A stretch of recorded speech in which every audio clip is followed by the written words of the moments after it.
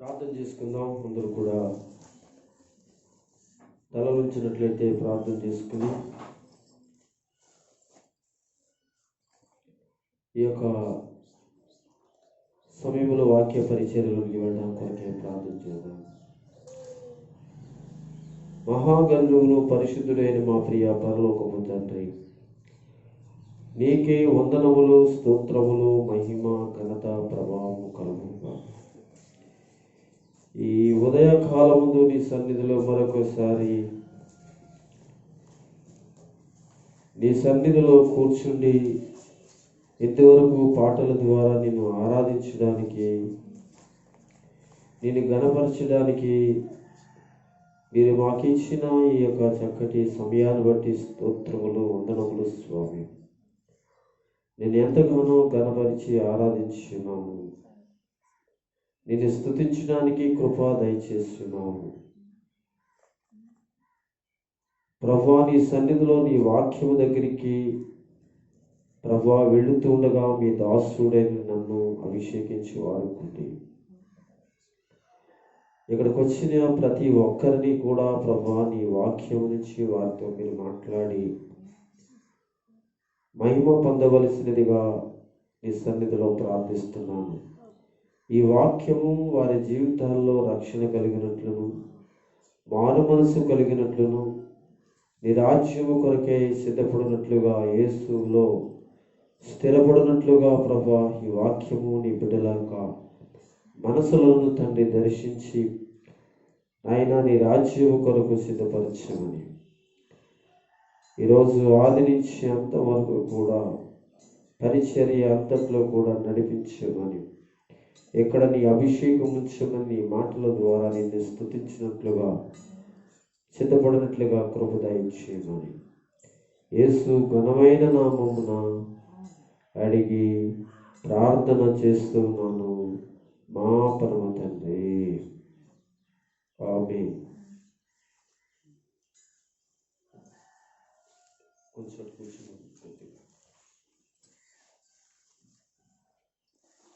ప్రభునందు దేవుని బిడ్డలారా, ఇంతవరకు కూడా మనము పాటలు పాడి దేవుని మహిమపరచడానికి దేవుడు చక్కటి సహాయాన్ని దేవుడు ఇచ్చాడు. అయితే ఈరోజు మనందరం దేవుని వాక్యం కొరకే కూడి ఇక్కడ వినడానికి సిద్ధపడి ఉన్నాము. ప్రభు మీతో మాట్లాడినట్లుగా, దేవుడు నన్ను వాడుతున్నట్లుగా ప్రభు సహాయం వచ్చింది నాకు. ఈరోజు ఒక చక్కటి విషయాన్ని మీతో నేను మాట్లాడాలనే ఉద్దేశంతో దేవుని యొక్క సన్నిధిలో నేను ఉండటం జరుగుతుంది. ఈరోజు నేను మీ మధ్యన వాక్యాన్ని ప్రకటిస్తున్నాను, లేక ఒక అంశాన్ని మీ మధ్యన ఉంచుతున్నాను. ఆ అంశం ఏమిటి అంటే, తన కర్తవ్యాన్ని నెరవేర్చడానికి ఎంతకైనా తెగించిన వాడు అనేటి చక్కటి అంశం మీద మీ దగ్గర నేను మిమ్మలను వాక్యం చేత ఆయన సన్నిధిలో ఆయన రాకడ కొరకు సిద్ధపడినట్లుగా ప్రభు మాట్లాడబోతున్నాడు. కనుక ఈరోజు మీకు ఇవ్వబోతున్నటువంటి అంశము తన కర్తవ్యాన్ని నెరవేర్చడానికి ఎంతకైనా తెగించిన వాడు అనేటి ఈ అంశంలో నేను ఒక వ్యక్తిని మీకు పరిచయం చేయబోతున్నాను.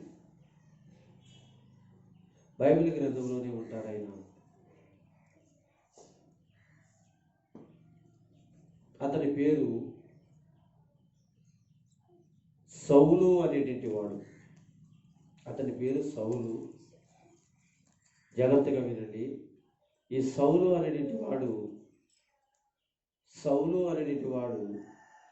పాత నిబంధన గ్రంథంలో కూడా ఉంటాడు సౌలు.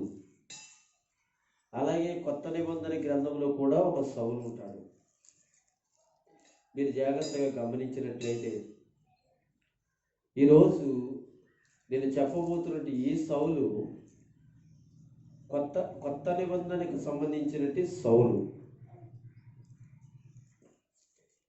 కనుక పాత నిబంధనలో సౌలు ఉంటాడు. మనం ఈరోజు చెప్పుకునేది ఏంటి? సౌలు ఎవరంటే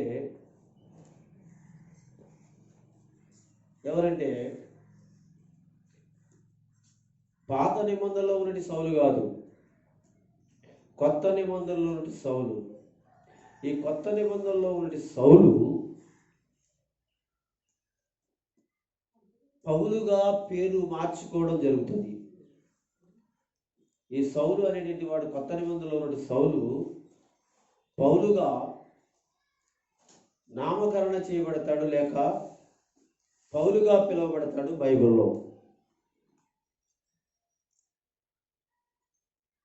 ఈ సౌలు అనేటువంటి వాడు పౌలుగా మార్చబడక ముందు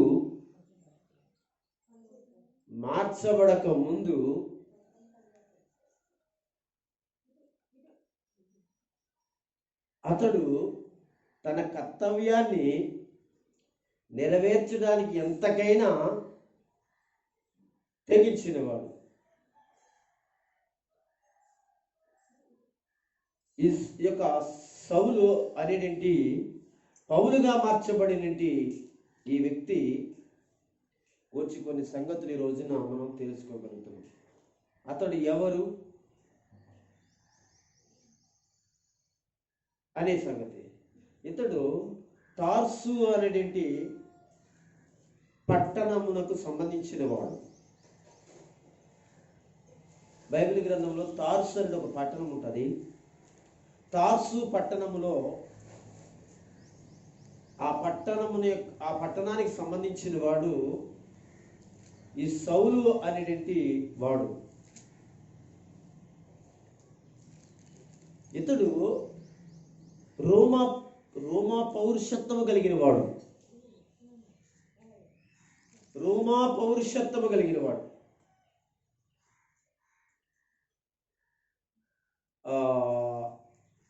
ఈ సౌలు అనేటువంటి వాడు అతని కాలంలో రోమా ప్రభుత్వం పరిపాలన చేస్తుంది. ఆ పరిపాలనలో ఉన్నవాడే ఈ సౌలు అనేవాడు. కనుక ఆ సౌలు అనబడినట్టి వాని యొక్క కుటుంబం, తాత కానీ తండ్రి కానీ, ఈ సౌలు అనబడినట్టి పౌలు కానీ రోమా పౌరుషత్వం కలిగిన వాడు. వీళ్ళ కుటుంబం అంతా. ఇప్పుడు మనం భారతదేశం కనుక, మనము భారతీయులు కనుక, మన తండ్రులు కానీ మన తాతలు కానీ భారతీయులు కనుక మనం భారతదేశ పౌరుషత్వం మనకు ఉంటుంది. అలాగే ఈ సౌలు అనేటువంటి వాడికి కూడా రోమా పరిపాలనలో రోమా పౌరుషత్వం కలిగిన వాడు. అంతేకాకుండా ఇతడు ఇశ్రాయేలీల 12 గోత్రాలలో ఒక గోత్రమైన బెన్యామీను గోత్రమునకు సంబంధించిన వాడు. ఇశ్రాయేలీల 12 గోత్రాలలో ఒక గోత్రములో ఉన్నవాడు. ఆ గోత్రం పేరే బెన్యామీను గోత్రం. పాత నిబంధనలో చెప్పుకున్నాం. పాత నిబంధనలో సౌలు ఉంటాడు, దావీదుకి ముందుగా రాజుగా ఉన్నట్టు వాడు. ఆయన కూడా బెన్యామీను గోత్రికుడే. ఈ కొత్త నిబంధనలో ఉన్నటి ఈ సౌలు అనబడిన ఈ వ్యక్తి కూడా బెన్యామీను గోత్రికుడే. బైబిల్ ఏం చెప్పిందో ఒకసారి దాని గురించి మనం చూద్దాం.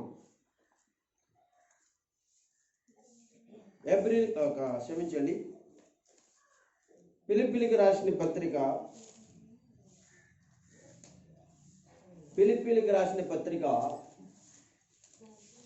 3వ అధ్యాయము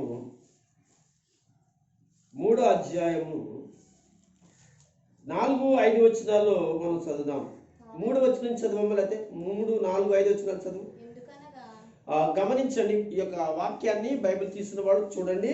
ఫిలిప్పీలకు రాసిన పత్రిక 3వ అధ్యాయము 3-5 వచనాలు చదువుదాం. ఎందుకనగా శరీరమును ఆస్పదమును చేసుకునక దేవుని యొక్క ఆత్మ వలన ఆరాధించుచు క్రీస్తు యేసునందు అతిశయపడుచున్న మనమే సున్నతి ఆచరించువారు కావాలి అంటే నేను శరీరమును ఆస్పదమును చేసుకునవచ్చును.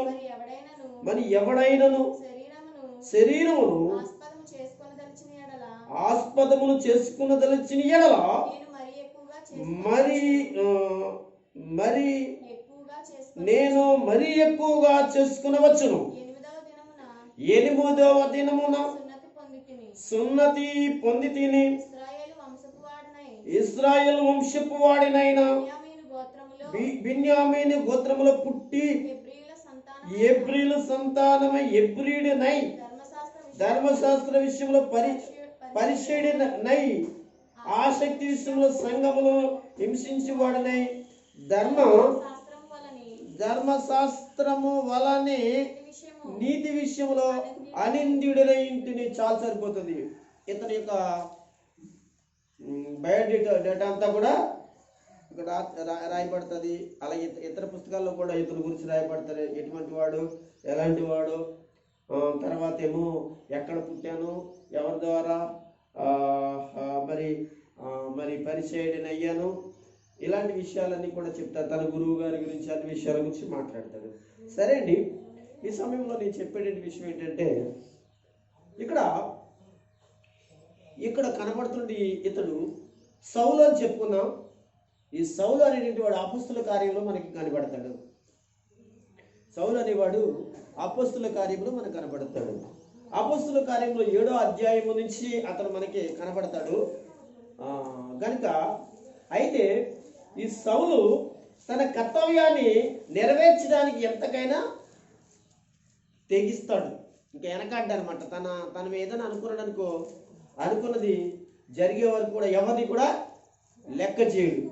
ఎలాంటి పరిస్థితుల్లో కూడా ఎవరిని కూడా లెక్క చేయడం చాలా మొండి కలిగిన వ్యక్తి అనమాట. చాలా మొండి కలిగినది. అంటే ఇలాంటి పరిస్థితుల్లో ఉన్నట్టు ఈ సౌలు అనబడిన వాడు ధర్మశాస్త్రాన్ని బాగా చదివినవాడు. ధర్మశాస్త్రమందు ఎంతో విద్యని బాగా అభ్యసించినవాడు. ఇతడు ధర్మశాస్త్రాన్ని బాగా తిలికించి బాగా చదివి తెలుసుకున్న వ్యక్తి. అయితే ఇతనికి యూదా మతం యొక్క పెద్ద పిచ్చి అనమాట. యూదా ప్రజలను, యూదా జాతిని, యెహోవా దేవునిని మరి ఆరాధించాలనే ఉద్దేశం. యెహోవాయే దేవుడు తప్ప ఏదొక దేవుడు లేడు అనేటి నిరూపించాలనేటి కంకణము కట్టుకున్న వ్యక్తి అనమాట. ఇతను ఏ నామమును చేయడానికి వీలు లేదు, ఏ నామమును కూడా ఉచ్చరించడానికి వీలు లేదు. యెహోవా అనేటి ధర్మశాస్త్రమునందు ఇశ్రాయేలీయులకు ఇవ్వబడినటి ఆ యెహోవా దేవుని నామమును తప్ప ఏ నామమును ఆరాధించకూడదు. ఏ నామమును ఆరాధించినట్లయితే, ఏ నామమును ప్రకటించినట్లయితే వాళ్ళని మరి కోరాది ఘోరంగా చంపాలని, కోరాది ఘోరంగా వాళ్ళని ఏం చేయాలంటే హింసించాలంటే ఒక పెద్ద కంకణము కట్టుకునే వ్యక్తి ఆ రోజులలో. ఏ రోజులలో? యేసు ప్రభు అనగా సిలువేయబడి చనిపోయి తిరిగి లేచి వెళ్ళిపోయిన కొంతకాలము తర్వాత యేసు శిష్యులైన వారు సువార్త ప్రకటిస్తూ ఉంటే, యేసు క్రీస్తు యొక్క రాజ్యమును ప్రకటిస్తూ ఉంటే, ఆ రోజులలో, ఆ దినాలలో ఆ ప్రాంతాలలో ఉన్నటువంటి పరిచయలైన వారు, శాస్త్రులు, శద్దుకాయలైన వాళ్ళందరూ ఏం చేశారంటే యేసు ప్రభు వారి యొక్క శిష్యులను అడ్డుగినించు, వాళ్ళు జైల్లో పెడుతూ, వాళ్ళు హింసిస్తూ సువార్తను, యేసు యొక్క మాటను ప్రకటించుకోకుండా చేయాలని గొప్ప ఉద్దేశము కలిగినట్టు వారిలో ఒకడు ప్రధానుడుగాను ప్రాముఖ్యుడుగా ఉన్నట్టు వాడి ఎవరో తెలుసంటే సౌలు అనేటువంటి ఈ యొక్క యవనస్తుడు. ఇక అర్థమవుతుందండి. అయితే ఇతడు ఈ అపోస్తుల కార్య గ్రంథంలో మనకి 7వ అధ్యాయం నుంచి మనకి అతనికి అతడు మనకి పరిచయం అవుతాడు.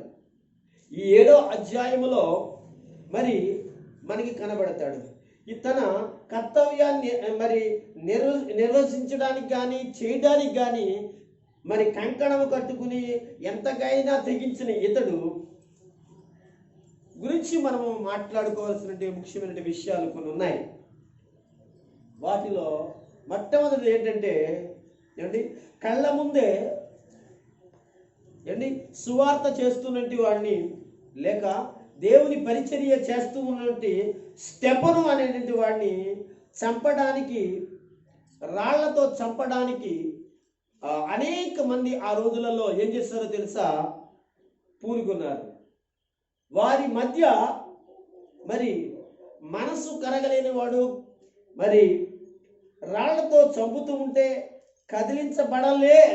లేని వ్యక్తిగా, బండగా, మరి ఆ చావుకు నేనే కారణం అన్నట్లుగా, నేనే ప్రధానుడిగా అన్నట్లుగా నిలబడిన వాడిలో ఈ సౌలు అనేటువంటివి, అనగా బెన్యామీను గోత్రికుడైనటువంటి వాడు, ఎబ్రీలు సంతానమైన వాడు, ఇశ్రాయేలులో పుట్టిన వాడుగా ఈ సౌలు అనేటువంటి వాడు కనిపిస్తాడు.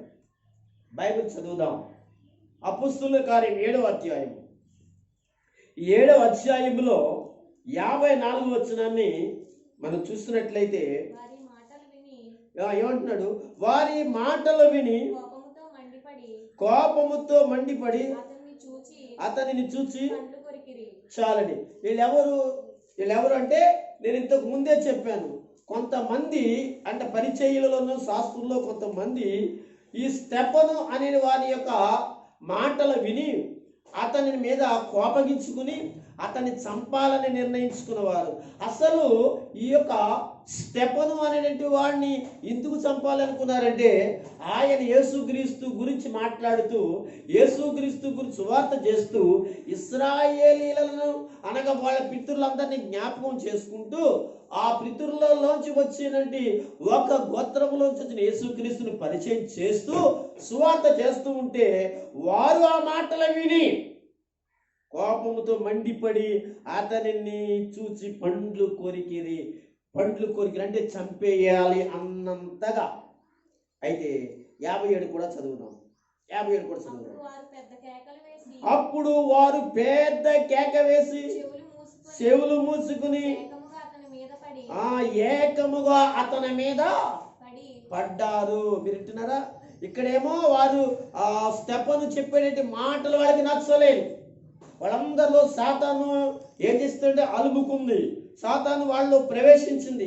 సువార్త చేస్తూ యేసును ప్రకటిస్తూ దేవుడు రాజ్యము కొరకై అనగా నిలబడినట్టు, అనగా యేసు ప్రభు వారి శిష్యులలో ఇతడు కూడా ఒకడుగాను దేవుని సువార్తను చేయడానికి సిద్ధపడుతూ ఉంటే, ఆనాడు ఆ ప్రజలు ఇశ్రాయేలీలలో యోధా వారిలో అనగా శాస్త్రులు పరిచయం వారు ఏం చేస్తారో తెలుసండి, అతని మీద మండిపడి అతన్ని చూసి పండ్లు కొరికినట్లుగా మనం చూస్తూ ఉండగా, తర్వాత 57వ వచనంలో అప్పుడు వారు పెద్ద కేకేస్తారట. చూడండి, పెద్ద పెద్ద కేకలు వేసి ఏం చేశారో తెలుసా, ఆ దుమ్మిగా ఆ దైవజనుడి మీద, లేక స్టెఫను అనేటువంటి వారి యొక్క ఆ భక్తి కలిగిన వారి మీద ఏం చేస్తారండి, పడినట్లుగా మనం చూస్తాం. అనగా ఇక్కడ చెప్పబడుతుంది, ఏకంగా అతని మీద పడి. అంతంత మాత్రమే కాకుండా 57 కాకుండా ఇంకా చెప్తూ ఉన్నాడు ఈ వాక్యంలో, ఇంకా తెలియజేసే మాట. 58 చదువుదాం. పట్టణపు ఎలుపలకి అతనిని ఎల్లగొట్టి రాళ్ళు రువ్వి చంపిరి. సాక్షులలో సౌలు అను ఒక యవనస్తుడు పాదముల యొద్ద తన వస్త్రములను పెట్టిరి. మీకు అర్థమవుతుందా? కనుక ఇప్పుడు అతని ఎలుపులకు తీసుకెళ్లారు, పట్టణం ఎలుపులకు లాక్కెళ్ళిపోయారు. ఏదో తప్పు చేసిన వాడిగా, దొంగతనం చేసిన వాడిగా, పాపం చేసిన వాడిగా వీళ్ళందరూ ఏం చేశారో తెలుసు, సువార్త యేసుని గురించి ప్రకటిస్తూ ఉంటే ఏం చేశారో తెలుసండి, బలవంతంగా ప్రజలందరూ బయటకు లాక్కొచ్చి ఆయనను ఆ రాళ్లతో అనగా కొట్టి చంపిరి. అక్కడ ఎవరు ఉన్నారంటండి? ఒక యవనస్తుడైనటి సౌలు, ఇంతకుముందు చెప్పుకున్నాం కదండి, అతను అక్కడ ఉన్నాడండి. అతడు కూడా ఏం చేసి ఆతో ఏకీపించి మీకేమో పర్వాలేదు, మీకు ఏమొచ్చినా నేను చూసుకుంటాను అన్నట్లుగా ఏం చేశాడు తెలుసండి? అతడు కూడా ఎవరిని చంపాలనుకున్నాడో తెలుసండి? స్టెఫను చంపాలనుకున్నాడు. యేసు నామమును ప్రకటించే వాళ్ళని చంపాలనుకున్న ఉద్దేశంతో తన కర్తవ్యాన్ని లేక ఏం చేశాడో తెలుసండి? ఇదే కర్తవ్యం. ఇంకాడికి సౌలు అనేటువంటి ఆ వ్యక్తి ఆ రోజున తన కర్తవ్యం అంతా ఏంటో తెలిసి ఎప్పుడు తెల్లారితే చాలు అనగా ఇంకా తెల్లవాళ్ళు రాత్రి పగలు కూడా యేసునామాన్ని ప్రకటించే వాళ్ళని ఎక్కడున్నారా, ఏం చేస్తున్నారా అనేటువంటి విషయాలు తెలుసుకుని వాళ్ళు చంపటము, వాళ్ళు హింసించడమే ప్రారంభించుకున్నాడు. అయితే ఇక్కడ కనపడిన మాట ఏంటో సౌలు కనపడుతున్నాడు. ఈ సౌలు కనపడుతూ ఏమంటున్నాడో తెలుసండి? సాక్షులు, ఇక్కడ సాక్షులు సౌలు అనేది ఒక యవని యొక్క పాదముల యొద్ద తన వస్త్రములను పెట్టిరి. ఎవరి వస్త్రాలు? చంపేసిన వాని వస్త్రాలు, ఆ సేవకుడి యొక్క వస్త్రాలు. ఎంత భయంకర విషయం అండి! చూడండి, యేసునామమును ప్రకటిస్తూ ఉంటే, మంచి విషయాలు మాట్లాడుతూ ఉంటే, మీరు ఈ అపోస్తల కార్యము తర్వాత చదవండి, రాయబడుతుంది. 6వ అధ్యాయం అనగా 7వ అధ్యాయం అంతా కూడా ఈ యొక్క దైవజనుడైనటి ఎవరండి? స్టెఫను అనే వ్యక్తి ఏం చేశాడో తెలుసండి? దేవుని యొక్క సువార్త ప్రకటన చేశాడు. ఏమండి? దానికి వీళ్ళందరూ ఏం చేశారో తెలుసండి? మాకు ఒక మరి మాకు యేసు నామము లేకపోతే యేసు మాట మాకు ఇష్టము లేదు అని చెప్పడానికి వాళ్ళు అనగా ప్రకటిస్తే అనగా మేము ఏదైనా చేస్తాము అనడానికి ఈ స్టెఫన్ ఏం చేశారో తెలుసండి? చంపేయడం జరిగింది. ఆలోచించండి, చూడండి. అందులో ముఖ్యమైన వ్యక్తిగా ఎవరుంటున్నారు? సౌలు తన కర్తవ్యాన్ని ఏంటండి చేయడానికి అతను ఎంతకైనా తెగించాడు. ఇంకా బైబిల్ గ్రంథంలో అతడు చేసిన పనులు ఎలాంటివో తెలుసండి? ఎలాంటివో తెలిసి చాలా భయంకరమైనటివి చేశాడు. అనగా రెండవదిగా పురుషులను స్త్రీలను బంధించి హింసించేటి వ్యక్తిగా మనకి బైబిల్లో ఈ అపోస్తుల కార్యం 22వ అధ్యాయంలో మనకి రాయబడిన సంగతులు మనం చదివితే మనకు అర్థమవుతుంది. 22వ అధ్యాయం తెరిచి అందులో 22వ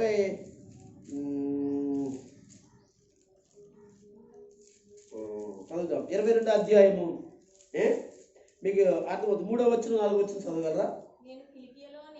చూడండి, నేను కిలికియాలోని చెప్పాను కదా, అతను ఎక్కడ ఏ పట్టణస్థుడు అని చెప్పాను? తార్సు పట్టణస్థుడు అని చెప్పాను కదా. కిలికియాలోను అనగా తార్సులో పుట్టిన యూదుడను. అయితే ఈ పట్టణంలో గమానియేలు, ఇతడు ఎక్కడ పెరిగాడంటే గమానియేలు అంటే ఒక దైవజనుడు, ఒక గురువు అన్నమాట. అతని పాదాల దగ్గర ధర్మశాస్త్రాన్ని బాగా నేర్చుకున్నాడట. గమానియేలు పాదముల యొద్ద పెరిగి మన పితరుల ధర్మశాస్త్రము సంబంధముకు నిష్ఠయందు అంటే అక్కడ శిక్షణ పొందాడటండి, అంటే ట్రైనింగ్ పొందాడటండి. అంటే దేని గురించి ట్రైనింగ్ పొందాడు? యెహోవా ధర్మశాస్త్రమునందు అనగా యెహోవా ధర్మశాస్త్రమునందు బాగా నేర్చుకున్నాడటండి. బాగా నేర్చుకున్నాడంటే ఒక దైవజనుడి దగ్గర ట్రైనింగ్ పొందాడట. మీరందరూ నేడు ఉన్న ప్రకారమును దేవుని గురించి ఆసక్తి అయ్యుండి చూడండి, పురుషులను స్త్రీలను బంధించి హింసించిన ఒక వ్యక్తిగా ఇతను కనబడుతున్నాడు. ఈ మార్గములో, ఏ మార్గంలో? యేసు మార్గములో. యేసు మార్గములో. సరే, 2 చేతులు పైకెట్టి గట్టిగా స్తోత్రం. హల్లెలూయా. ఈ మార్గము అంటే యేసు మార్గము ఏంటో తెలుసండి? యేసు ప్రకటించినది. యేసయ్య మతాన్ని స్థాపించడానికి రాలేదు, మార్గం చూపడానికి వచ్చాడు.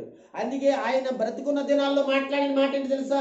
నేనే మార్గమును సత్యమును జీవమునై ఉన్నాను, నా ద్వారా తప్ప ఎవడును కూడా తండ్రి దగ్గరికి చేరుకోలేడు అనే విషయాన్ని యోహాను సువార్తలో మనకు చెప్తాడు. కనుక ఈ మార్గములో, ఏ మార్గములో? యేసు మార్గములో. ఇప్పుడు యేసు ప్రభువును నమ్మిన మనమందరం కూడా మనము మతం తీసుకోలే, మార్గంలోకి వెళ్ళాం. అర్థమైంది? ఇది మతం కాదు, ఏంటంటే మతం కాదు, ఇది మార్గం. యేసయ్య ఒక మార్గాన్ని చూపించాడు. నరకం అనే మార్గంలోంచి తప్పించి, ఆ శాపం అనే మార్గంలో తప్పించి, అపవిత్రత అనే మార్గంలోంచి మనం విడిపించి, మోక్షం అనే మార్గంలో నడిపించడానికి యేసయ్య ఒక మార్గాన్ని ఆయన మనకి లోకంలో మనకి అనుగ్రహించాడు. అయితే ఈ మార్గముల్లో ఎవరైతే ప్రార్థన చేస్తున్నారో, నమ్ముతూ ఉన్నారో, విశ్వసిస్తూ ఉన్నారో, బాప్తిసాలు తీసుకుని ఎమ్మడిస్తున్నారో యేసుని, అయితే పురుషులను స్త్రీలను బంధించి హింసించిన వ్యక్తి ఎవరో తెలుసా? ఈ సౌలు అనే వ్యక్తి. గమనించండి.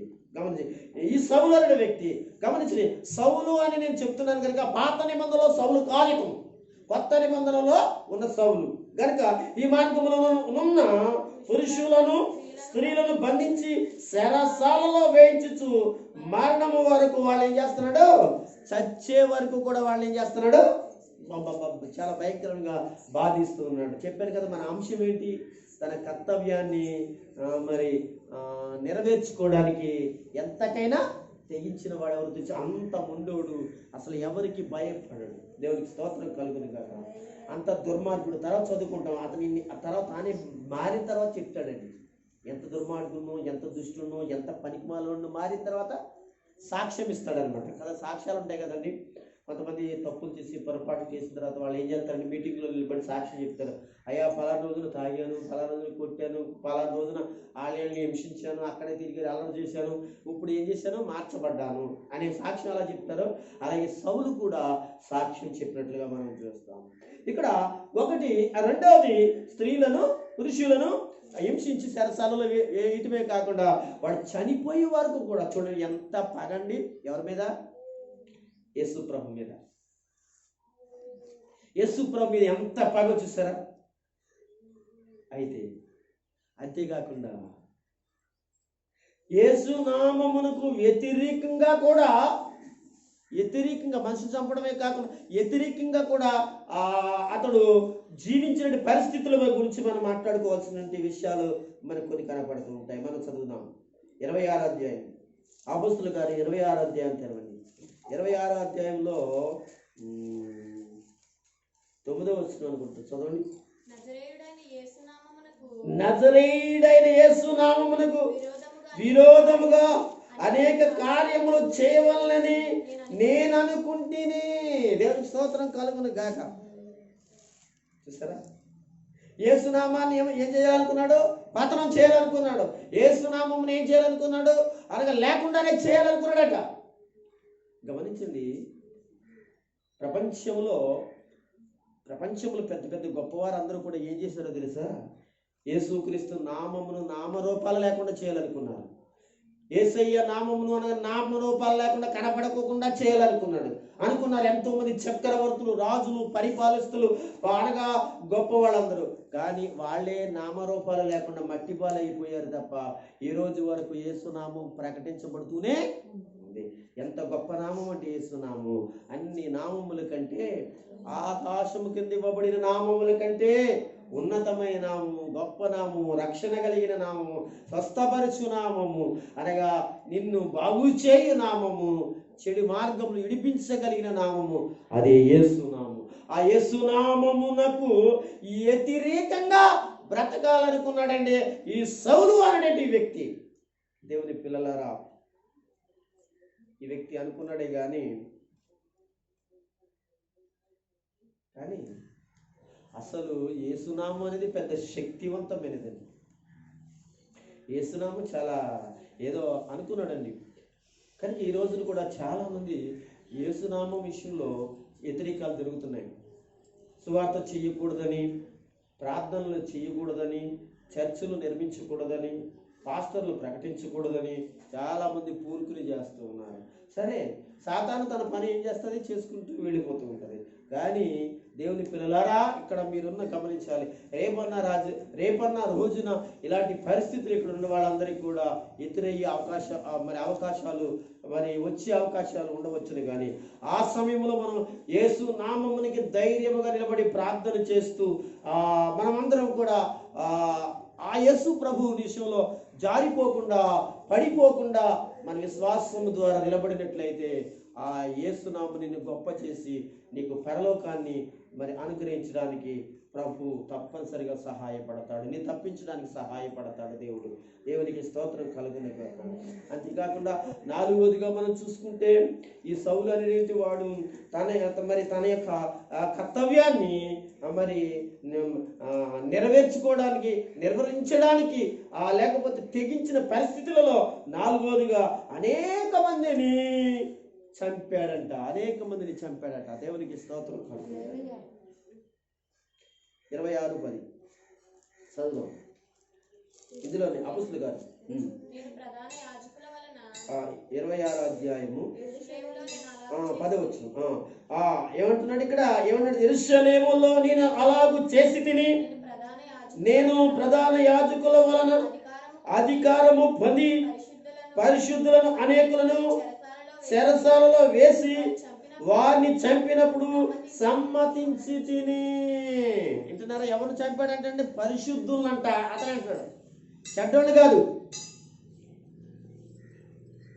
ఈ సౌలు చెడ్డోళ్ళు చంపలే.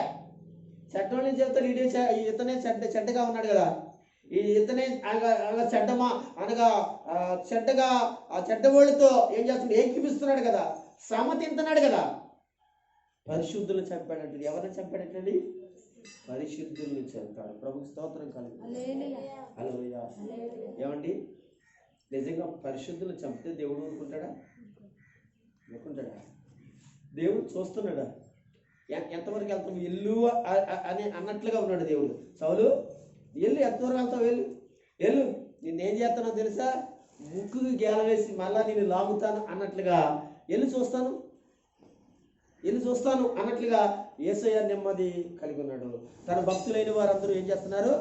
చంపబడుతుంటే చచ్చిపోతున్నారు, హింసిస్తుంటే హింసించబడుతున్నారు, రకరకాలుగా నాలుకలు కోసేస్తున్నాడు, స్త్రీలను గర్భిణీ స్త్రీలను పొడిచి చంపేస్తున్నాడు. ఒక్కటి కాదండి, అతడు అనగా తాను చేసిన దుర్మార్గములు అంతా కాదు, భయంకరంగా పరిశుద్ధులను చంపేస్తున్నాడు. అనేక మందిని చంపుతూ వస్తూ ఉన్నాడండి. ఎంత ఘోరం అండి, ఎంత ఘోరం. బైబిల్లో ఏం రాయబడిందో తెలుసా? ఇతడండి ఎవరంటే ధర్మశాస్త్ర ఇంత చదువుకున్నాడంటే ఎక్కడ నేర్చుకున్నాడండి? అతను ధర్మశాస్త్రాన్ని నేర్చుకున్నాడంటండి. ధర్మశాస్త్రాన్ని నేర్చుకుంటే మరి ధర్మశాస్త్రంలో 10 ఆజ్ఞల్లో ఒక ఆజ్ఞ తెలుసా? నరహత్య చేయకూడదు. ఏం చేయకూడదా? నరహత్య చేయకూడదు కదా. మరి ఇతను తెలీదా? ఏమండి, నరహత్య చేయకూడదని ఉంది ధర్మశాస్త్రంలో. ఏముంది? అతను చదివిన దాంట్లో, అతను నేర్చుకున్న దాంట్లో, కమానేని పాదాల దగ్గర నేర్చుకున్నట్టు అనగా అనేకమైనటి అనగా ఉపదేశాలలో ఏంటో తెలుసా? నీతిని అనుసరించాలని, కనికిరము పొందాలని, ఇవన్నీ కూడా ధర్మశాస్త్రంలో ఉన్నాయి. కనికిరము లేకుండా, నీతిని అనుసరించుకోకుండా, ఏది ఉత్తమమో అది తెలుసుండి కూడా దానికి అనగా వ్యతిరేకంగా దుర్మార్గంగా ప్రవర్తిస్తూ ఏం చేసిన ధర్మశాస్త్రాన్ని తెలుసుకుని కూడా ఏం చేస్తున్నాడో తెలుసండి, నరహత్య చేయకూడదని బైబిల్లో అంటే ధర్మశాస్త్రం నేర్చుకుని కూడా ఎంత మూర్ఖుడో తెలుసంటే ఇతనికి మత పిచ్చ అనమాట అండి. దేవుని స్తోత్రం చెప్పండి. ఎవరికి ఈ మత పిచ్చ కలిగిన వాళ్ళు ఇంకేది వినరు. వాళ్ళు చేస్తుంది కరెక్ట్ అనుకుంటారు, వాళ్ళు చేస్తుంది చేస్తుంది మంచిది అనుకుంటారు, అస్సలు నిలబడే ఆలోచన చేయరు. కనుక దేవుని పిల్లలారా, అట్టి వారిని దేవుడే మార్చగలుగుతాడు, అట్టి వారిని ఆ భగవంతుడే దర్శించగలుగుతాడు. అంతే తప్ప వాళ్ళని మనం విమర్శనంగా మాట్లాడడం, వాళ్ళని ఏదో రకంగా మనం కూడా వాళ్ళతో పోట్లాడదాం అనేటువంటి స్వభావము ఎవరికి లేదో తెలుసండి? ఆనాడు పరిశుద్ధులకు, ఆనాడు అనగా దైవజనులకు, ఆనాడు ఉన్న యేసు ప్రభు శిష్యులకు అలాంటి మనసు లేదు. దేవుడే కలగజేసుకుంటాడు, ఆ దేవుడే మనల్ని కాపాడుకుంటూ వస్తాడని. కానీ సంఘములను విమర్శిస్తూ ఆ సంఘములో ఉన్నటి వారిని ఆ పరిశుద్ధులను చంపుతూ ఉన్నటి వ్యక్తిగా ఈ సౌలు ఏం చేస్తున్నాడు? తెగించిన వాడిగా మనకి కనపడుతున్నాడు. అక్కడ ఆలోచించండి. అంతంత మాత్రమే కాకుండా ఇంకా చాలా విషయాలు అతని గురించి మనం చెప్పుకుంటే 5వది ఏంటో తెలుసండి, విశ్వాసుల చేత బలవంతంగా దేవదూషణ చేయించేవాడటండి.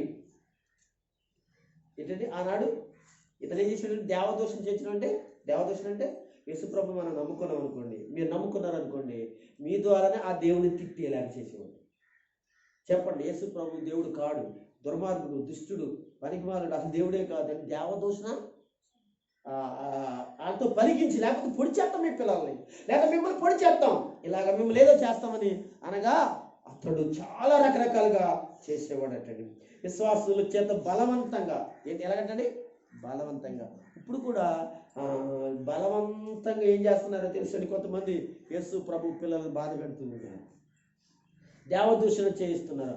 అపొస్తలుల కార్యములు 26 అధ్యాయాన్ని 11 వచనం చూడగలిగితే మనకు అర్థమవుతుంది. చెప్పండి. అనేక పర్యాయములు సమాజ మందిరములు అన్నింటిలో వారిని దండించి వారు దేవదూషణ చేయనట్లు బలవంతము చూపి తిని, మరియు వారి మీద మిక్కిలి కోద్రము గలవాడనే ఆ ఇతర పట్టణములకు వెళ్ళి వారిని హింసించుచుంటిని. అతనున్న పట్టణమే కాకుండా, అతనున్నటి అనగా యెరూషలేమే కాకుండా ఇతర పట్టణాలు కూడా చూడండి ఎంత ఘోరం. ఇంకా చెప్తున్నాడు ఏమో తెలిసిందే, సమాజ మందిరములలో వారిని దండించి, ఎక్కడంటే వాళ్ళు ప్రార్థన చేసుకుంటుంటే ఎక్కడ మందిరాల్లోకి వెళ్ళిపోవడం. మీకు అర్థమవుతుంది? ఇప్పుడు కూడా అదే జరుగుతుంది. మందిరాల్లోకి వెళ్ళి ఏమండి, మందిరాల్లోకి వెళ్ళిపోయి వాళ్ళు ఏం అనకపోయినా, ఏమి చేయకపోయినా ఏం చేస్తున్నారు, ఇష్టానుసారంగా వాళ్ళు ఏం చేస్తున్నారంటే గొడవలు రేపి ఏదో రకంగా వాళ్ళని కొట్టి హింసించి ప్రారంభిస్తున్నారు. ఈ రోజులు కూడా స్టార్టింగ్లో కూడా ఎప్పుడని అపోస్తలుల కాలంలో కూడా ఇటువంటి పరిస్థితులు జరిగాయి. ఇప్పుడు కూడా ఇవి జరుగుతాయి. రేపున్న దినాల్లో కూడా ఇలాంటి పరిస్థితులు జరుగుతాయి. దేవుని పిల్లలారా, మర్చిపోకుండా ధైర్యముగా మీరు ఉండాలి. ధైర్యం విడుచుకోకుండా, పరిశుద్ధత విడుకోకుండా, యేసునామం వదలకోకుండా ఆయన ఆరాధించడం ఎంతైనా మంచిదని మరొకసారి మీకు యేసు ప్రభు యొక్క నామమున మీకు హెచ్చరిస్తూ తెలియజేస్తున్నాను. నేను అనేక పర్యాయములు మందిరములో, సమాజ మందిరముల్లోనూ వారిని దండించి, ఏంటంటే దండించి, ఏం చేశారని దండించారు? నీ ఆస్తిని పట్టుకెళ్ళిపోయారా? నీ ఇంటికి వచ్చి ఆయన కొట్టారా? నీ ఇంటికి వచ్చి ఆయన ఆ మాటలు తిట్టారంటే లేదే, అక్కర్లేదు, అవసరంలా. నువ్వు నేను ఎవరింటికి వెళ్ళినా తిడతామా? మీరు ఎవరింటికి వెళ్ళినా మాట్లాంటారా అంటే కనుక అవసరం లేదు. అంటే యేసునామం వాడికి ఏంటండి ఇష్టం లేదు, యేసును ప్రకటించడం వాళ్ళకి ఇష్టం లేదు. అంటే దేవుని బిడ్డలారా, అదే జరుగుతూ ఉంది. వారిని దండించి వారు దేవదూషణ చేయునట్లు. దేవదూషణ అంటే దేవుణ్ణి తిట్టినట్లుగా చేయడం. దేవుని స్తోత్రం. నేను ఆదివారం ఎప్పుడు చెప్పాను కదా, యోబుని ఏముంది, సాతాను ఏం చెప్పింది, నువ్వు కట్ చేసావు కనుక, నువ్వు కాపుతలు వేసి ఉంచావు కనుక, అందుకే అతడు చాలా బలంగా ఉన్నాడు, తన ఆస్తి బాగుంది, పిల్లలు ఉన్నారు, మంచిగా ఉంది, ఒకసారి తీసి చూడు నేను ఎలా తిడతాడో, ఎలా నీ ఎదుటి ఎంత దూషిస్తాడో అంటే వాడు ఏంటండి, వాడి ఉద్దేశం ఏంటో తెలుసంటే దేవుణ్ణి దూషించేలాగా చేసి అలాగా ఇబ్బంది పెడతాడు. ఇక్కడ కూడా అదే చేస్తున్నాడు. ఎవరు?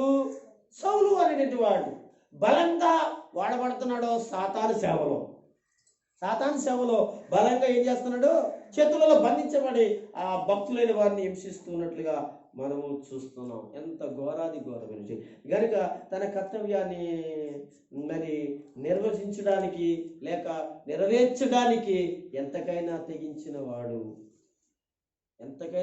సౌలే కాదండి, ఎవరైనా అంటే ఈ రోజు 3 మంది ఉన్నారు, ఎంతకైనా తెగిస్తారు. అది మంచిదే అని తెలుసుండి, లేక అది మంచిదో కాదో అని నిలబడి ఒకసారి ఆలోచించి ఇది చేయటం మంచిదని ఆలోచించిన వారు ఎవరో తెలుసుంటే ఇలాంటి వారే అని మరొకసారి తెలియజేస్తున్నాం.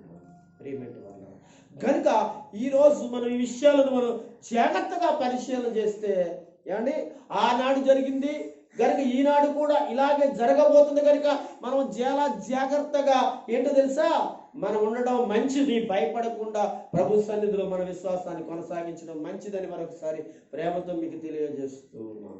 ప్రభునందు దేవుని పిల్లలారా, అంతేకాకుండా ఇంకా ఉంది, విశ్వాసుల పట్ల ఎలా ఉన్నాడు తెలుసండి, బహు క్రోధము కలిగిన వాడిగా. ఎలాగంటండి క్రోధం, ఇందులో చదివాం కదా 11వ వచనంలో ఏముంది, మరియు వారి మీద మిక్కిలి క్రోధము కలిగిన.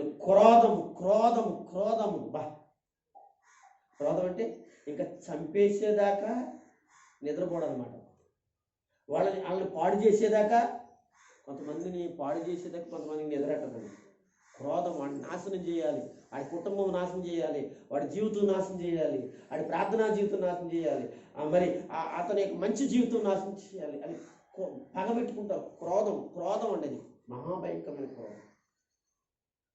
ఒక వాక్యం, అపవాది ఎవరిని మృంగుదునా అని గర్జించి సింహం వల్లే క్రోధము కలిగిన వాడిగా అపవాది ఏం చేస్తున్నాడో తెలుసా, ఈ సౌలులో ప్రవేశించి తన భక్తులైన వారిని క్రోధం విడిచిపెట్టాడు అనమాట. క్రోధం ఎలా ఉంటుంది చెప్పండి? చంపేసిన తర్వాత కూడా మళ్ళీ వెనక్కి వచ్చి ఆడికి కోపం చల్లాక క్రోధం చల్లక చచ్చిపోయినా కానీ మళ్ళీ పొడిచేస్తాడు అనమాట. మళ్ళీ అంత దూరం పరిగెత్తుకెళ్ళి మళ్ళీ ఏదో తెచ్చి రాయి తెచ్చి నెత్తిన కొట్టేసి అనగా పచ్చడిగా చేసేస్తాడు అనమాట. క్రోధం చచ్చిపోయాడు. క్రోధం క్రోధం క్రోధం బాబా ఎలా ఉంటుందండి క్రోధం? అసలు ఆడు చచ్చిపోయినా కానీ ఆడి కొద్ది రోజుల వరకు ఆడి మీద ఏముంటుంది తెలుసా, అది తీరదు అనమాట. కోపం తీరదు, ఆ పగ తీరదు, క్రోధం. అలాంటి పరిస్థితి చూడండి, భయంకరమైన పరిస్థితి. ఏడవది చెప్పుకుందాం. ఏడవది ఏంటో తెలుసా అంటే అనేక పట్టణాలకు వెళ్ళి హింసించారు. ఇందులోనే రాశాడు. ఎప్పుడు 26వ అధ్యాయం 11వ వచనంలో రాయబడి ఏంటో తెలుసా, ఇతర పట్టణములకు వెళ్ళి వారిని హింసించి చుంటినట్లుగా చూస్తున్నాం. ఇతర పట్టణాలకు కూడా వెళ్ళాడటండి. నిజంగా ఆలోచించండి. ఏమండి, మంచి చేయడానికి అండి మన పట్టణంలో తిరగడానికి, మంచి చేయడానికి మనకి ఇష్టం ఉండదు, కొంతమందికి ఇష్టం ఉండదు.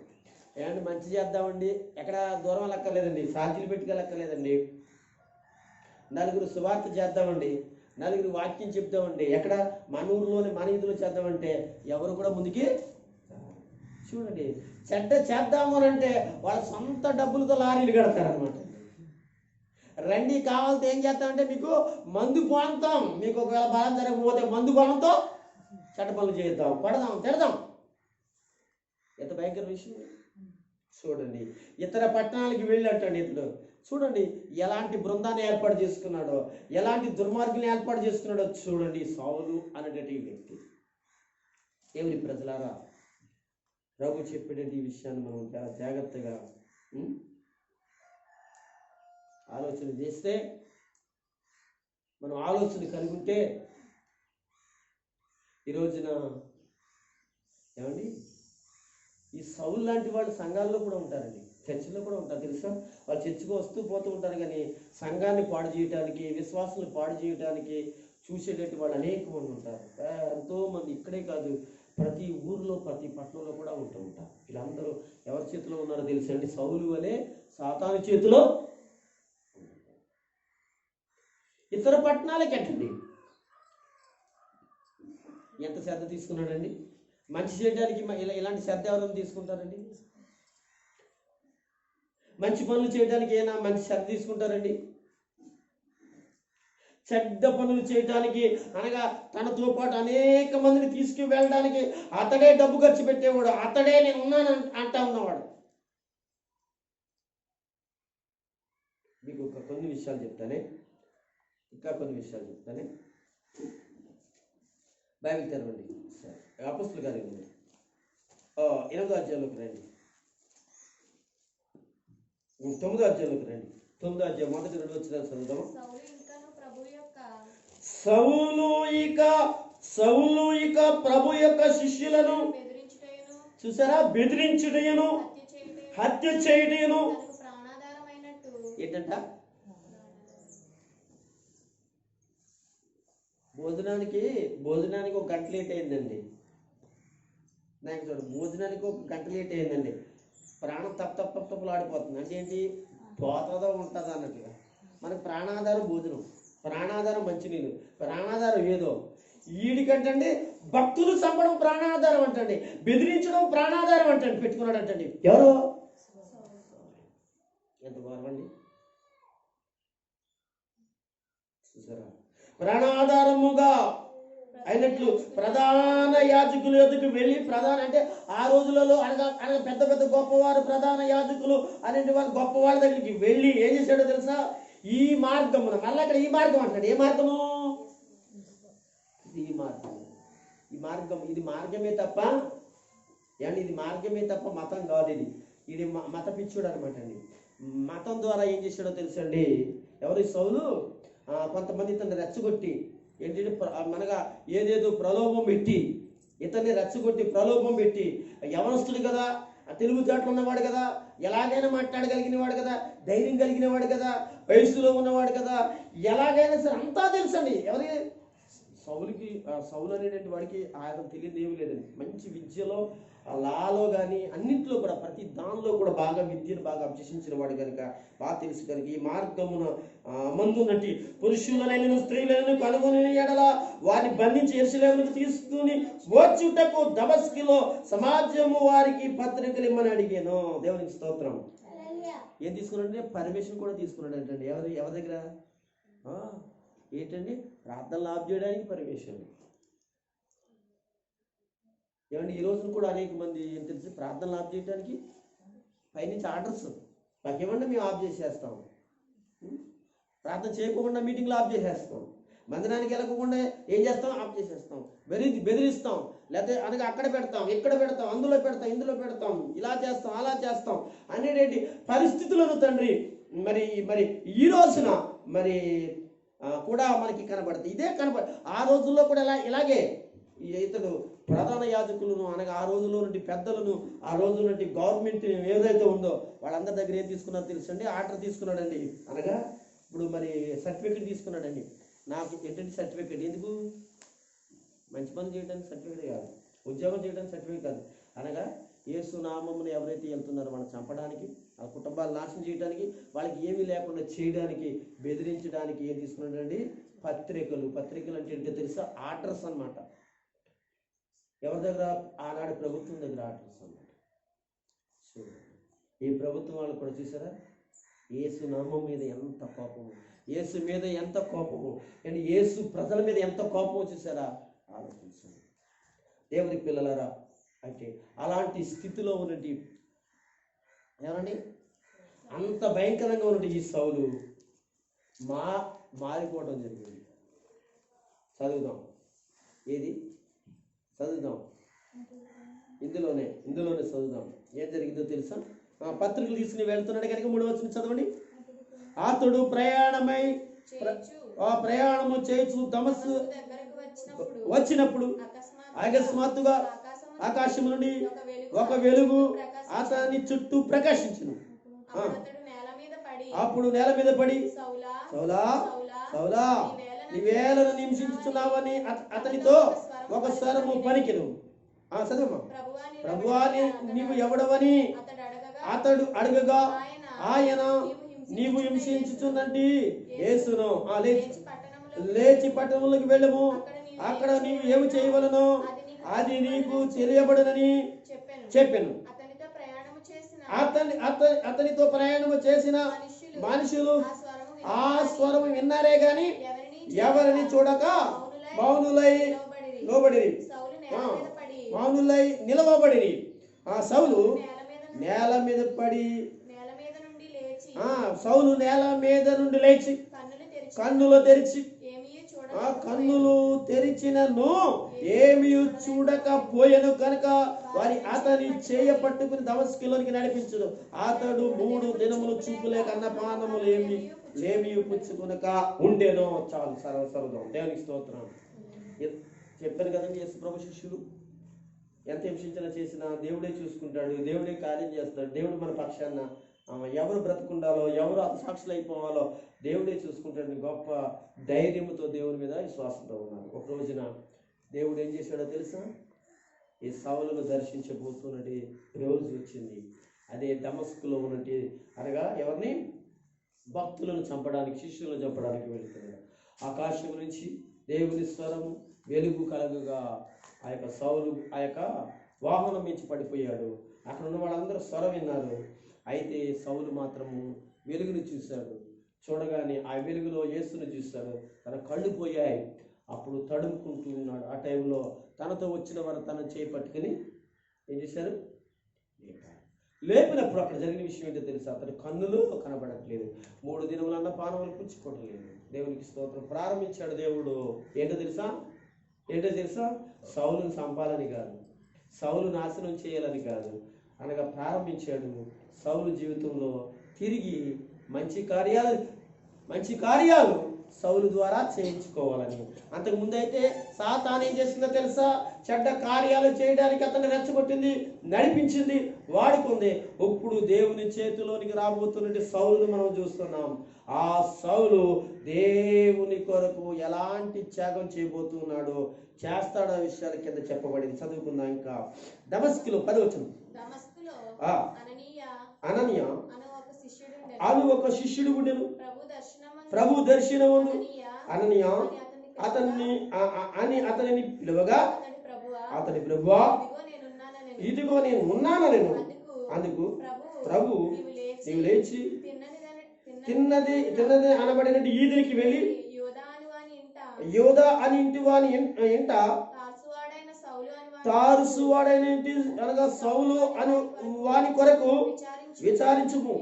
ఇదిగో అతడు ప్రార్థన చేయుచున్నాడు. అతడు అననీయ అను మనుష్యుడు లోపలికి వచ్చి తాను దృష్టి పొందినట్లు స్థలం మీద చేతులుంచుట చూచి ఉన్నాడని చెప్పాను. చాలండి, దేవునికి స్తోత్రం కలుగును. తర్వాత కానీ ఇక్కడ దమస్కులో ప్రార్థన గ్రూపులో ఉన్నటువంటి వారిలో ఒకడు అననీయాకి దేవుడు దర్శించి, అననీయ ఇదిగో, ఇదంతా కూడా అక్కడ దర్శనం కలుగుతుందండి. నిద్రపోతున్నాడు, ఆ నిద్రలోనే దర్శనం కలుగుతుంది. అయితే పిలిచి అన్నాడు కదా, ఇదిగో తార్షువాడు అనే సౌలు అనేటి వాడు ఉన్నాడు కదా, అతడు అనగా మిమ్మల్ని అందరినీ కూడా చూడాలని, లేకపోతే అతడు నేను వాడుకోబోతున్నాను, అతని దగ్గరికి వెళ్ళు అని చెప్పాడు. కనుక అతన్ని విచారించి ఎక్కడున్నాడు అని అంటే ఫలానా వీధిలో ఉన్నాడు, ఫలానా చోట ఉన్నాడు అని చెప్పాడు. చెప్తే అతడు కూడా ఒక దర్శనం కలిగిందంటే. ఎవరికి? సౌలు కలిగిందంటండి.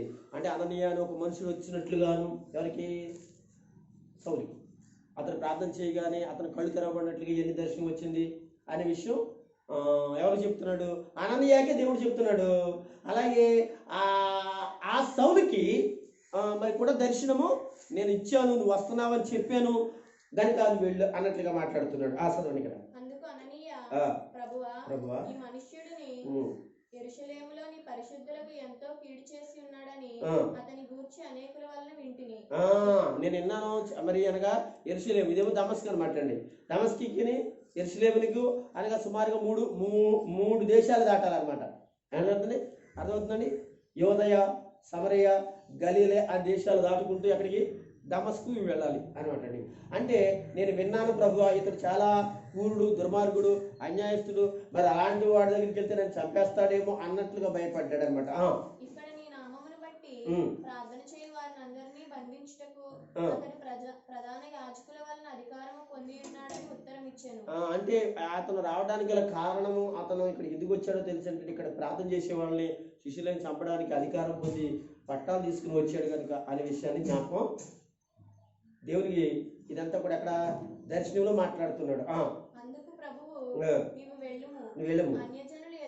అంటే సౌలు ఇక్కడి నుంచి ఏం చేయాలో, ఎలా ఉండాలో, ఎలా బ్రతకాలో, ఏం చేస్తానో, ఎలా వాడుకుంటానో విషయాన్ని మాట్లాడుతున్నాను. అన్యజనుల ఎదుటను నీవు వెళ్ళుము, అన్యజనుల ఎదుటను, రాజుల ఎదుటను, ఇశ్రాయేలీయుల ఎదుటను నా నామము భరించుటకు ఇతడు నేను ఏర్పరచుకున్న సాధనమై ఉన్నాడు. చూడండి, ఎవరంటే సాధనమై ఉన్నాడు అంటే అన్యుల దగ్గర, రాజుల దగ్గర, ప్రభుత్వాల దగ్గర, దేశాల దగ్గర అతని నేను ఎలా వాడుకుంటానో, ఎలాగైతే ప్రజలను లేక అనగా హింసించాడో, బాధ పెట్టాడో ఆ పరిస్థితి నుంచి అతన్ని నేను ఎలా వాడుకోబోతున్నానో, ఎలా అద్భుతంగా సాధనంగా మార్చబోతున్నానో అనే విషయాన్ని జ్ఞాపకం చేస్తున్నాడు.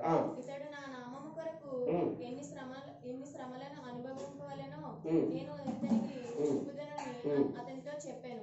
అననీయ వెళ్ళి ఆ ఇంటి ప్రవేశించి అతని మీద చేతులించి, సౌలా సహోదరుడా, నీవు వచ్చిన మార్గంలో నీకు కనబడిన ప్రభువైన యేసు నీవు దృష్టి పొంది పరిశుద్ధాత్మతో నింపబడినట్లు నన్ను నింపి ఉన్నాడని చెప్పాను. అప్పుడే అతని కన్నుల నుండి పొరల వంటి రాలగా దృష్టి కలిగి లేచి బాప్తిస్మం పొందెను. తరువాత ఆహారము పుచ్చుకొని దేవుడు ఈ విధంగా ఎవరినండి? సౌలు అనే వ్యక్తిని ఏం చేశాడు? పట్టుకుని మార్చి దేవుని కొరకే బ్రతికేటి గొప్ప సాధనంగా దేవుడు చేశాడు. కనుక మనం తన కర్తవ్యాన్ని నిర్వర్తించడానికి ఎంతకైనా తెగించిన వాని గురించి మాట్లాడుకుంటూ వచ్చిన తర్వాత ఈ సౌలు అనేవాడు ఆ తర్వాత కొంతకాలానికి పౌలుగా మార్చబడ్డాడు. పౌలుగా మార్చబడిన తర్వాత అతడు ప్రభు కొరకు ఎన్నో హింసలు పొందుతున్నాడు, ఎన్నో పరిస్థితులు పొందుతున్నాడు. ఒకసారి అనగా తిమోతి సంఘానికి రాస్తూ తన పరిస్థితుల గురించి మాట్లాడతాడు. తిమోతికి రాసిన పత్రిక మాట్లాడతాడు. ఏమని మాట్లాడతాడు చదువుదాము. నేను ఎలాంటి వాడినని చెప్తాడు. ఏమని మాట్లాడతాడు తిమోతికి మొదటి పత్రిక ఏమని మాట్లాడుతున్నాడు చదువుదాము. 1వ అధ్యాయము 13వ వచనం చదవండి, 12వ వచనం చదవండి. 12-13 తిమోతికి రాసిన పత్రిక మొదటి పత్రిక అనగా మొదటి పత్రిక 12-13 వచనాల్లో ఏముందో తెలుసా? 12వ వచనం చదువుతున్నాను. పూర్వము దూషకుడును హింసకుడును హానికరుడైన నన్ను తన పరిచర్య నిమిత్తము నమ్మకమైన వాణిగాను ఎంచినందుకు నన్ను బలపరిచిన మన ప్రభు అయిన యేసు క్రీస్తునకు కృతజ్ఞుడనై ఉన్నాను. తెలియకయే అవిశ్వాసం వలన చేసిదని కనుక కనికరించబడితేని. మీరేనారా ఏం మాట్లాడుతున్నాడు? నేను ఎలాంటి వాడును అంటే తన ముందు జీవితం మనం చూసాం, ఎలాంటి వాడో మన వాక్యాల్లో చూసాం. మారిన తర్వాత కూడా ఆయా ప్రాంతాలలో ఆయా సంఘాలలో ఆ యొక్క ఉత్తరాలు రాస్తూ ఉన్నప్పుడు ఆయన మాట్లాడుతున్న మాట ఏంటో తెలుసంటే, ఈ తిమోతిలకు మొదటి పత్రిక 1వ అధ్యాయము 12వ వచనంలో పూర్వము అంటే నేను మారకముందు నా జీవితం ఎలాంటిదో తెలుసా? దూషకుడును హింసకుడును హానికరుడును. చూసారా? ఇలాంటిది నా జీవితం, ఇలాంటిది నా పరిస్థితి. చూడండి, తన పరిచయకు నియమించినప్పుడు నమ్మకమైన వానిగా ఎంచినందుకు నన్ను బలపరిచిన ప్రభు యేసు క్రీస్తు యేసునకు కృతజ్ఞుడై ఉన్నాను. చూసారా ఎంత మంచి మాట. కనుక ఇంకా కొన్ని విషయాలు చెప్తాడు ఈ అపొస్తలుల కార్యాలు 8వ అధ్యాయంలోకి రండి. 8వ అధ్యాయం మనం ఆఖరికి ఒక మాట చదువుకున్నాం. 9వ మాట మనం చదువుకుందాం. 8వ అధ్యాయము 3వ వచనం చదవగలరా? సౌలైతే ఇంటింటా వచ్చి పురుషులను స్త్రీలను ఈడ్చుకుని పోయి సరసాలలో వేసి సంఘములను పాడు చేయుచుండెను. దేవునికి స్తోత్రం. సంఘాలను ఏం చేస్తున్నాడు? పాడు చేస్తున్నాడు. క్రీస్తు సంఘమును పాడు చేస్తున్నాడు. క్రీస్తు సంఘాన్ని పాడు చేస్తుంటే దేవుడు ఊరుకుంటాడా? క్రీస్తు సంఘాన్ని పాడు చేస్తుంటే ఊరుకుంటాడా? దమస్కులకు వెళ్తుంటే పడిపోయిన తర్వాత సౌలా నన్ను ఎందుకు హింసిస్తున్నావు అంటే నువ్వెవరో అని అడిగితే నువ్వు హింసిస్తున్నా చెప్పండి, నువ్వు హింసిస్తున్నా క్రీస్తుని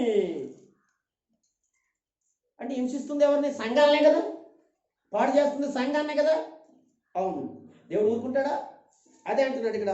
సౌలు అయితే ఏంటంటే అది వచ్చి స్త్రీలను పురుషులను ఈడ్చుకుని పోవడమే కాకుండా సరసాలను వేయించడమే కాకుండా సంఘమును పాడు చేస్తున్నాడు, తన సంఘాన్ని పాడు చేస్తున్నాడు. తన సంఘాన్ని పాడు చేస్తున్నాడు కనుక ఏమన్నాడంటే తన సంఘము పాడు చేస్తున్నాడు, క్రీస్తుని పాడు చేస్తున్నాడు, క్రీస్తు పరిచర్యను పాడు చేస్తున్నాడు. అందుకే ఆ దమస్కు వెళ్తున్న మార్గంలో సౌలా నువ్వు నన్ను ఎందుకు హింసిస్తున్నావు అంటే నువ్వెవరు అని అడిగితే నువ్వు హింసిస్తున్నా క్రీస్తుని, ప్రభువుని అని తెలియజేయటమే కాకుండా అతను ఒక గొప్ప సాధనంగా దేవుడు చేశాడు. కనుక చాలామంది అనుకుంటున్నారు, చాలామంది క్రీస్తు యొక్క పరిచర్యను పాడు చేయాలని, క్రీస్తు యొక్క సేవలను పాడు చేయాలని ఆయా పట్టణాల్లో ఆయా దేశాల్లో గ్రామాల్లో చాలామంది కంకణం కట్టుకున్నారండి. తన కర్తవ్యాన్ని నిర్వహించడానికి ఆయన తెగించిన అనేక మంది, ఎంతగానో తెగించిన వ్యక్తులు ఎక్కడెక్కడో మనకి ఈరోజు మనకి కనబడుతున్నారు. టీవీల్లో అనగా ఆ యొక్క వాట్సాప్లో అక్కడక్కడ కనబడుతూ ఉన్నారు. చాలా భయంకరంగా చేస్తున్నారు. మరి సౌలు కంటే గొప్పవాళ్ళ అని అంటే కాదు, కానీ దేవుడు తన ప్రణాళికలో ఉన్న వాళ్ళందరినీ ఏం చేస్తారు తెలుసు, తప్పనిసరిగా దర్శించి మాట్లాడి దేవుడు కొరకే వాడుతుంటారు. కనుక దేవుని పిల్లలారా, ఈరోజు మనము ఈ వాక్యం వింటున్న మన జీవితాల్లో మరి దేవుని కొరకు వ్యతిరేకంగా మనం ఏమైనా సంఘములో మనము ఉంటున్నామా, సంఘానికి వ్యతిరేకంగా ఉంటున్నామా, సేవకుడికి వ్యతిరేకంగా ఉంటున్నామా అని మనము ఆలోచన చేసుకోవాల్సిన వారిగా మనం ఉంటే దేవుడు ఊరుకోడు, ఆయన ఊరుకునేవాడు కాదు. కనుక దయచేసి మనం భయపడదాం. సౌలును దర్శించిన దేవుడు నిన్ను ఆ పరిస్థితుల్లో ఉంటే దర్శించి మార్చుకుంటాడు తప్ప నిన్ను ఏమిని చేయడు. కనుక అతను తెగించాడు, నేను తెగించాను, నన్ను ఎవడు అడ్డుకోలేడు, నన్ను ఎవడు ఆపలేడు, అసలు ఎవడ మాట నేను విన్నాను అంటే అనేటువంటి ప్రపంచంలో అనేక మంది ఉన్నారు. వాళ్ళందరినీ కూడా దేవుడు మార్చాడు. వారిలో కూడా ఎవరైనా సౌలు అనేటువంటి వ్యక్తి పౌలుగా మార్చబడ్డాడు. ప్రభునందు దేవుడు, అంత గొప్ప దేవుడు ఎవరంటండి? మన దేవుడు. అంత మంచి దేవుడు ఎవరో తెలుసండి? మంచి దేవుడు. కనుక అలాంటి మంచి దేవుడిని మనం ఆరాధించి కనపరుచుతాం. దేవుడు ఈ మాటలు మనందరికీ ప్రభు దీవించును గాక. ఆమేన్.